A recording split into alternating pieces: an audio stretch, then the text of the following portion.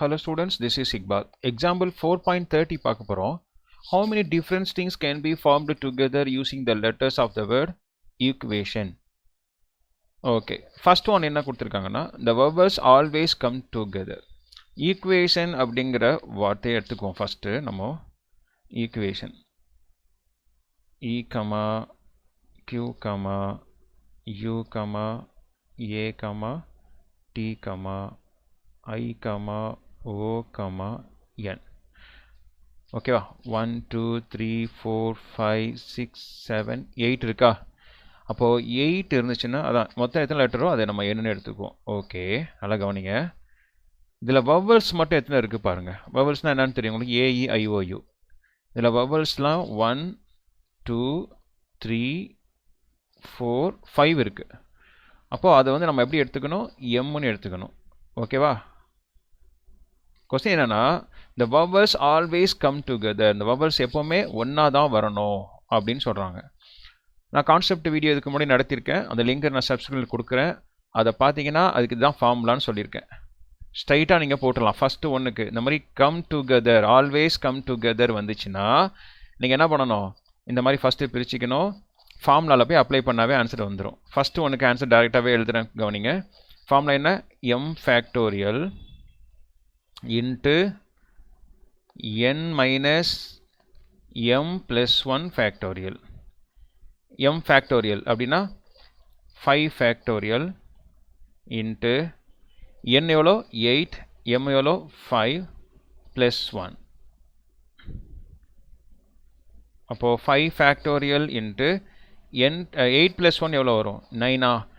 9ல் 5 போச்சுன்னா மிச்சம் எவ்வளோ வரும்? 4. அப்போ 4 factorial. அவ்வளோதான். இந்த ரெண்டையும் மல்டிப்ளை பண்ணி போடணும் நீங்கள். 5 ஃபேக்டர்னா எவ்வளோ வரும்னா 120 வரும்.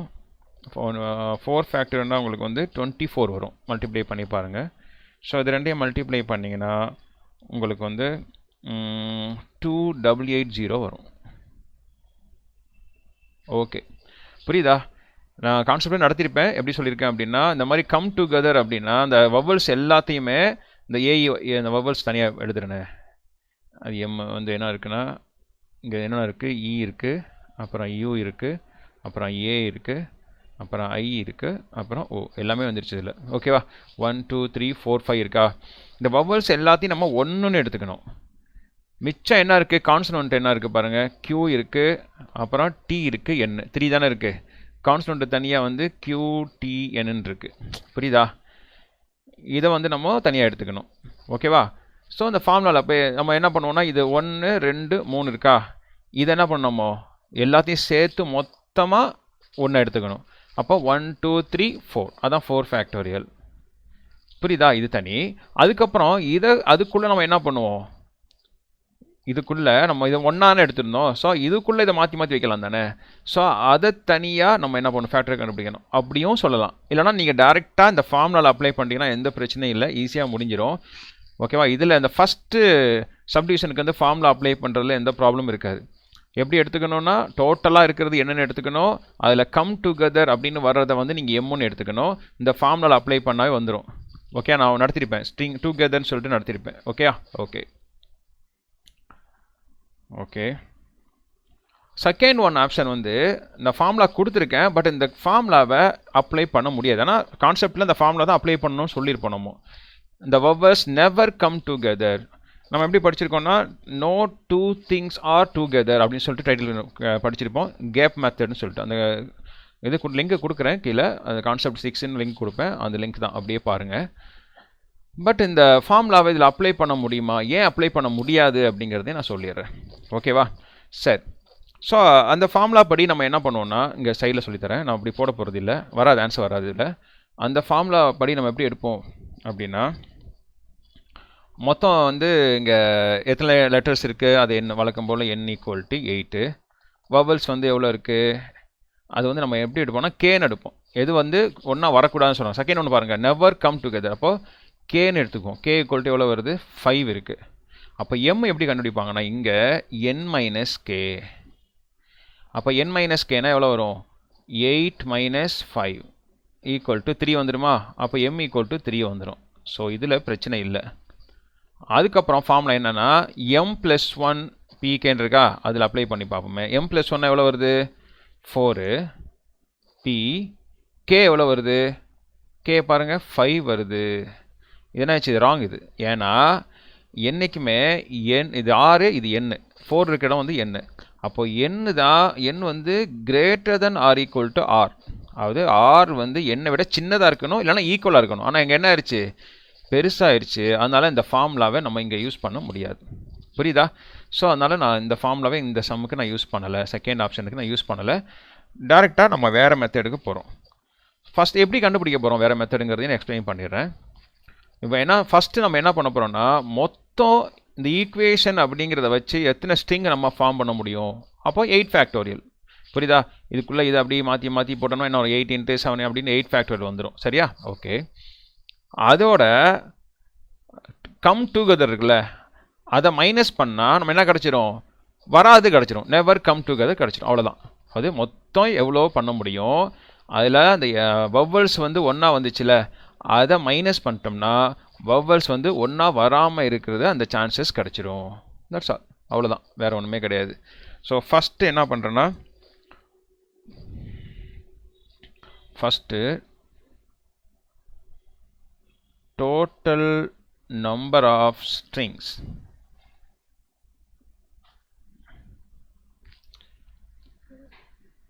form by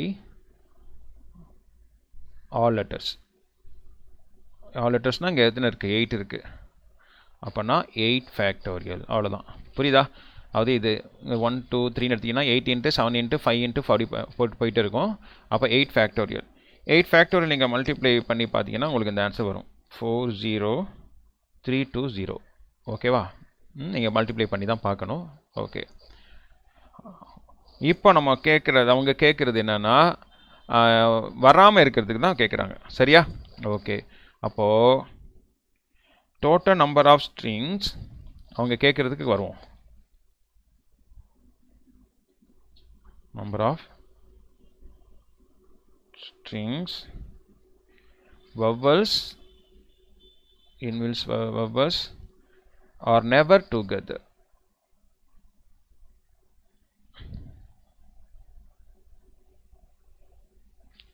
அப்போ என்ன பண்ண போகிறோம், இதுலேருந்து இதை மைனஸ் பண்ணால் கிடச்சிடும். அவ்வளோதான்.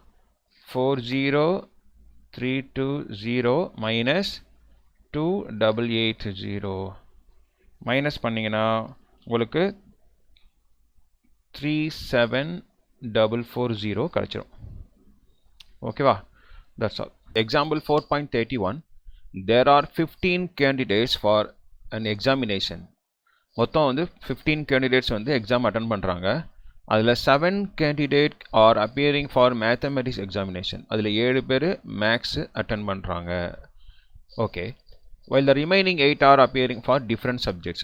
மற்ற 8 பேர் வேறு வேறு சப்ஜெக்ட்ஸ் வந்து அட்டன் பண்ணுறாங்கன்னா how many ways can they seated in row so that no 2 mathematics candidates are together.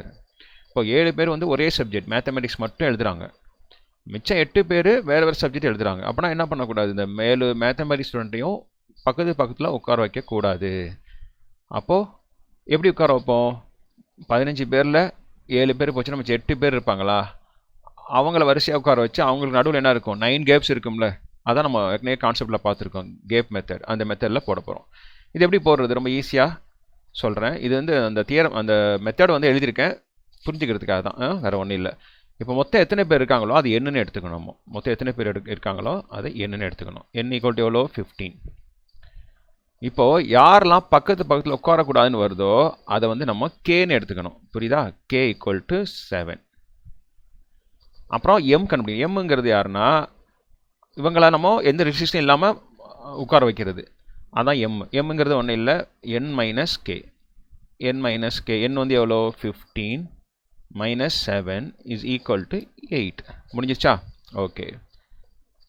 இப்போ 8 பேர் இருக்காங்க. அந்த 8 பேருக்கு நடுவில் எத்தனை கேப் இருக்கும், 9 கேப்ஸ் இருக்கும். ஏற்கனவே பார்த்துருக்கோம் நம்ம. சாதாரணமாக வந்து number of gaps will be 1 more than m. மொத்தம் வந்து 8 பேர் இருக்காங்க. எம்மை விட கேப் எவ்வளோ இருக்கும், 1 எக்ஸ்ட்ரா இருக்கும். இப்போ வந்து 2 பேர் இருக்காங்கன்னு வச்சுங்களேன், 2 பேருக்கு நடுவில் கேப் பாருங்கள் 1 2 3. அப்போ 2 பேர் தான் இருந்தாங்க. கேப் எத்தனை இருக்குது? 3 இருக்குது. 1 எக்ஸ்ட்ரா இருக்குது. ஸோ அதனால் நம்ம இந்த ஃபார்முலா தான் யூஸ் பண்ண போகிறோம். கேப் மெத்தட் வந்தால் இதான் formula. therefore require number of ways.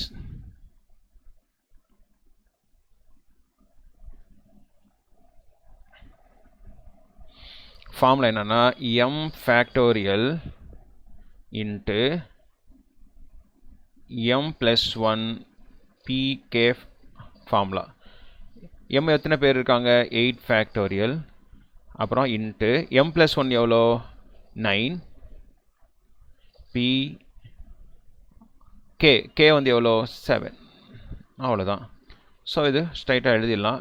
8 factorial into இது வந்து NPR ஃபார்முலா உங்களுக்கு தெரியும். NPR ஃபார்முலா என்ன? n factorial by n minus r factorial. அப்போ nக்கு பதிலாக 9 factorial by 9 minus 7 factorial.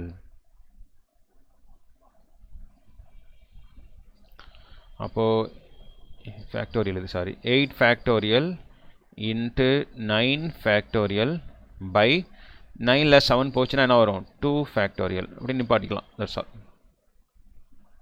Example 4.32. நான் இந்த சம்ஸ் எல்லாமே நான் ஃபார்முலா பேஸில் தான் போடுறேன். உங்களுக்கு தெரியும், நான் வந்து என்ன பண்ணலைன்னா இதை லாஜிக்கலாக சொல்லி நான் இது பண்ணி நான் போடல. ஃபார்முலா ரொம்ப ஈஸியாக இருக்கும், அதனால தான் நான் ஃபார்முலா மெத்தட்லேயே போடுறேன். சரியா? இது வந்து 2 டைப் தான் formula, first one second one. இது வந்து பார்த்தீங்கன்னா செகண்ட் டைப். நம்ம இதில் கான்செப்ட் 6ல் நான் போட்டிருக்கேன். லிங்க்ஸ் வந்து நான் டிஸ்கிரிப்ஷனில் கொடுக்குறேன், பாருங்கள்.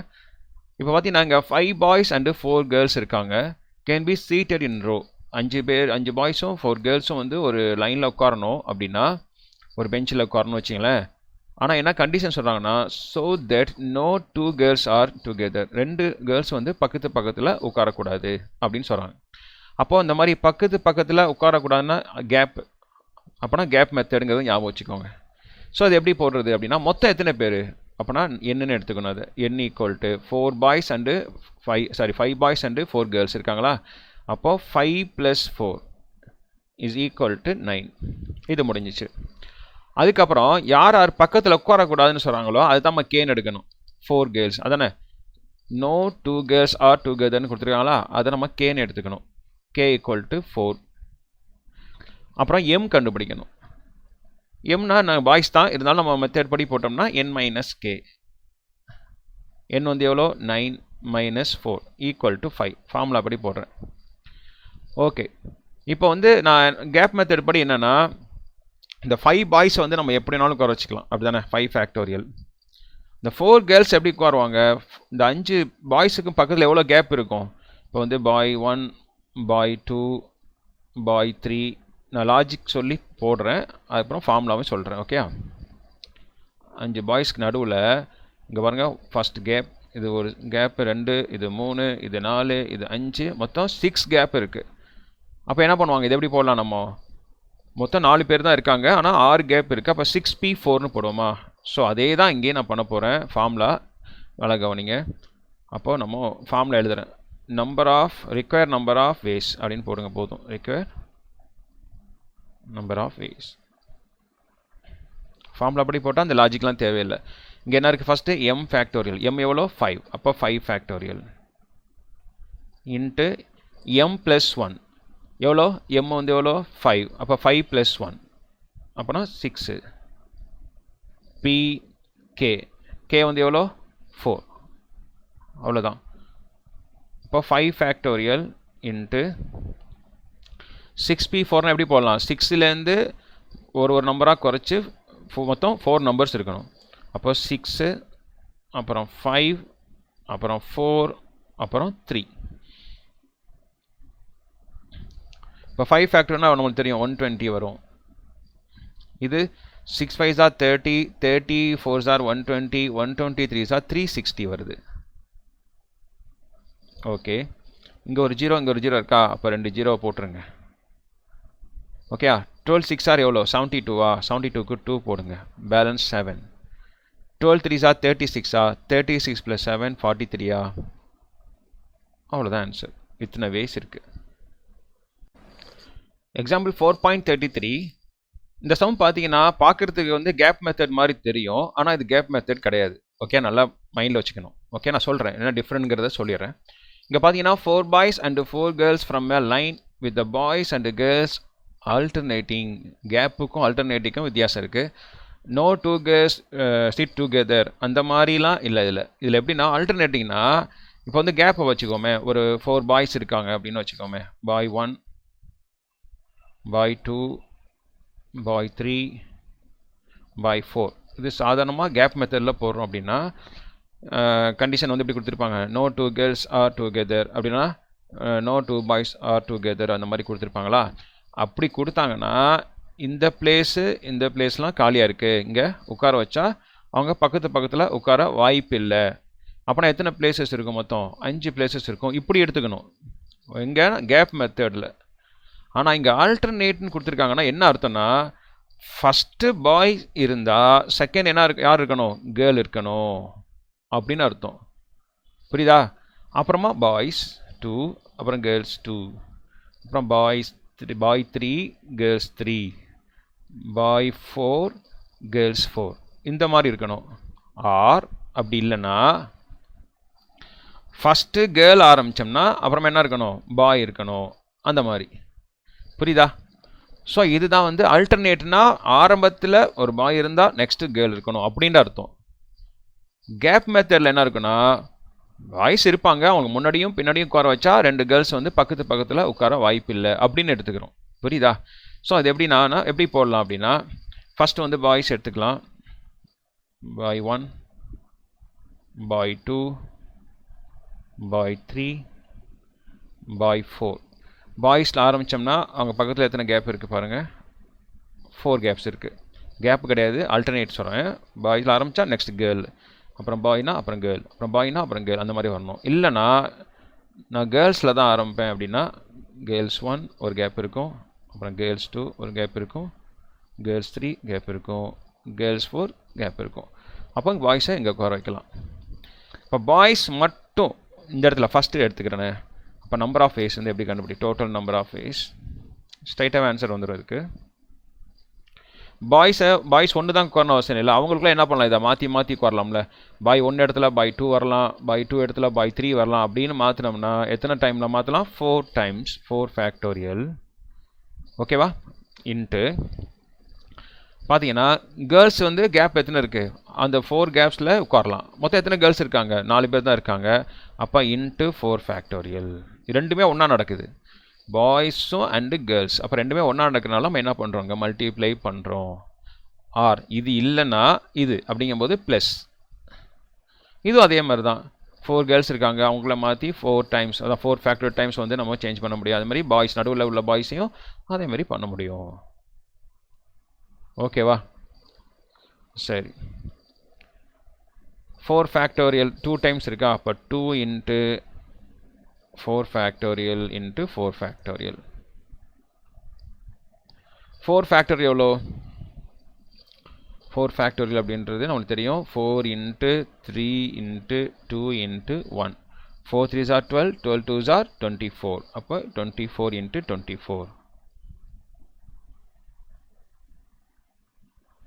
அப்போ 2 இன்ட்டு 24 and 24 5 7 6. இப்போ 2 மல்டிப்ளை பண்ணால் 2 6 are 12, balance 1, 2s are 14 + 1 15, balance 1, 2 5s are 10 + 1 11. இத்தனை சான்சஸ் இருக்குது.